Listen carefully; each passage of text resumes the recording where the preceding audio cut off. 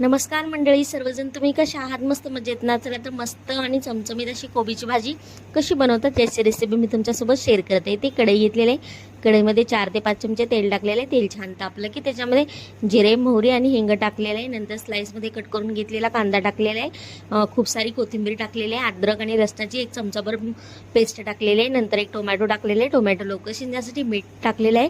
छान असं परतून झाले की त्याच्यामध्ये घरगुती काळं तिखट साधारण 1-1.5 चमचा टाकलेला आहे. छान असं तेलामध्ये परतून घेतलेलं आहे. नंतर यामध्ये स्लाइसमध्ये कट करून घेतलेला साधारण 1/2 किलो कोबी ॲड केलेला आहे. छान असं मिक्स करून घेतले. आता याच्यावर झाकण ठेवून एक 5-7 मिनिटं छान असं शिजवून घेऊयात. इथे 5-7 मिनिटं छान असं शिजवून घेतलेलं आहे. नंतर यामध्ये शेंगदाण्याचं कूट 4 ते 5 चमचे टाकलेलं आहे. परत याच्यावर झाकण ठेवूयात आणि एक 7-8 मिनिटं छान असं शिजवून घेऊयात गॅसची फ्लेम लो टू मिडियम करून. आणि छान आपली टेस्टी आणि अप्रतिम अशी चमचमीत कोबीची भाजी टिफिनसाठी बनवून तयार आहे. गार्निशिंगसाठी कोथिंबीर टाकलेली आहे.